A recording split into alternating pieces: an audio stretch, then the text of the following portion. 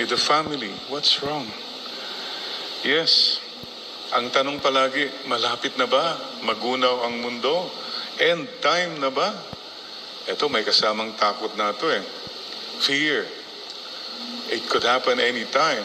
Today, whatever it is that you are thinking right now, just remember what the Lord says in the gospel today.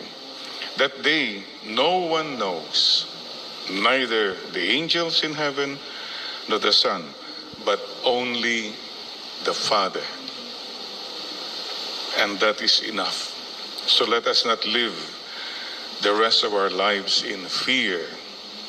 Ito po, palagi tayo nag-iisip ka nung mangyayari sa future, and we have forgotten the present moment.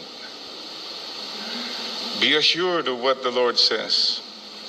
When you see these things happening, He is near. Sisters and brothers, a lot of things are happening now. Don't focus on those scary things.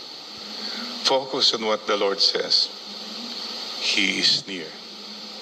I am with you. Wag po natin i-focus yung patutunguhan natin masyado. Nakalimutan na tayo natin na nandito na tayo at nandito siya kasama natin. Parang, I don't know, you so focus on God's, you try to focus on God's presence, please. For example, sa atin na lang po ha, ako po, when we sit at table, I really get, pasensya na po, turned off. Mayroong isang nagte-text lang palaging nasa gadget. Parang, here we are. Pero ang isip mo, ang mundo mo nandun somewhere else. Parang ganun po ang feeling siguro ng ating Panginoon. I'm with you. Tapos ang dami kang iniisip. Di po ba? O, please try to make it a rule sa ating mga bahay siguro. Now when we eat, we enjoy each other's presence. And let's not focus on gadgets, TV, kasi this is the only time magkasama tayo. You do that. If you want to do that, maybe lumabas ka muna. But you see, the presence, respect for the presence of people, respect for the presence of God. Alam po yung mga, the Indians, their greeting is, Namaste, Namaste. It's a beautiful greeting. Ang ibig sabihin po noon parang ganito po, when they meet one another, I acknowledge, I respect the goodness, the light, the God that is in you.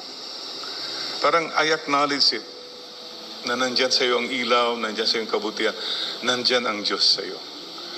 So mga kapatid, along with acknowledging the presence of God, let's always acknowledge the presence of people. Simple, thank you. Alam po nyo, sa mission home, isa pong ginawa namin, pag may darating po na kakain, we ring the bell, yung gong, 3 times. To acknowledge His presence and to acknowledge the arrival of the Lord in that person. Little things po na ganito. Sisters and brothers, please don't forget, God is present with us. Anong mga signs? Ito, the Lord is talking to you about signs. By the way, mga fellow senior citizens, mga Medjugorjans, Medjugorang. There are 2 signs now that you are growing old. The first sign is you begin to be forgetful. Marami ka nang nakakalimutan. Sign yan. And the second sign is, ano na ba yan? What's that again? Yes. So signs. For example, mga kapatid, what are the signs that God is present in your life? Oh, your blessings. Reminders. Yung nakakahinga tayo, you don't have to have a ventilator to breathe. Nagising ka ngayong umaga, you have food, you know, you can smell. These are all signs. I am with you. Madalas, ano po nangyayari? Wala lang. Take for granted, wala lang. Until you, for example, you have to have a ventilator just to breathe. Please don't belittle. Please be mindful of God's presence in your blessings. Be grateful. Pero ang problema ng iba, focus na sila sa blessings nila. Nakalimutan na si Lord, the source of our blessings. Mindfulness. Please don't forget. God is present in our trials. Marami po. Napakahirap po ang pinagdadaanan. Can imagine, families who lose a loved one. Families waiting, praying for this loved one to get well. Mga kapatid, please know that God is present with you, with me, especially in the most painful, most difficult moments of our journey. That is my experience. I know when I'm most broken, when I'm weakest, God really manifests His love and His power. See, He is present, especially in our trials. He is present in whatever we're going through as a country, as a people. Ang gulo po, parang wala ng pag-asa yatang kabutihan mangyayari sa bayan natin. Never give up, believing that God will make a way. That all the worldly power and money cannot overcome goodness.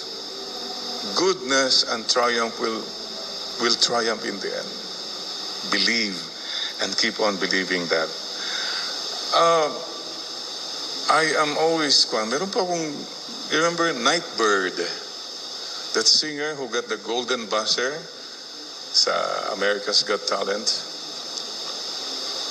It's interesting, 2% chance of survival, payat-payat na niya.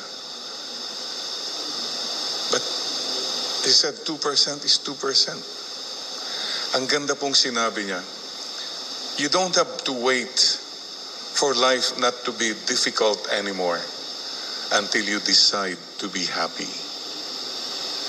Please, don't let the load, whatever load you're carrying now, make you unhappy, make you forget the presence of God. All the more, lalo pa sana tayong makinig, mapakinggan natin, makita natin ang Panginoon sa ating mga paghihirap, sakit. And please don't forget, God is present. Right now, may I just invite you, just bow your head. Let's acknowledge the presence of God right now. Just simply say, Father, you are here with me right now. Jesus, you are here with me right now. Holy Spirit, you are here with me right now. Mama Mary, you are here. Narito kayo. My dear angel, narito kayo. Right now, this very moment, you are here, loving, blessing me. Amen. Amen. We just acknowledge the presence of God. Let's do that more often. During the day, find time, leave everything and say, Father, you are here. Jesus, you are here. Oh, simple prayer po. And also maybe, please acknowledge the presence of people all throughout the day. Maya-maya lang yun, kumusta? Pag-text ka lang sa isang tao, anong balita? Acknowledging the presence. Namaste. Mayroon po kaming kamag-anak, kaibigan, si Manong Rafi Colet, former governor of Pangasinan. Alam nyo, mid-80s na siya. Lives alone with the wife, Manang Charito.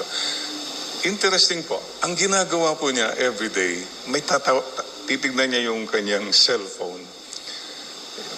Nokia yata pa yung di gano'n. And he calls anyone. Yung nasa contact niya, si Rafi to ha?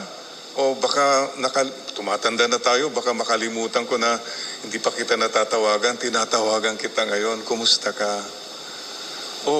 Baka mayroon akong nagawang hindi maganda sa'yo, sorry ha? Basta, at sana magkita tayo ulit. Simple. 3-4 people every day. What a difference that makes po sa buhay nila. Call your friends.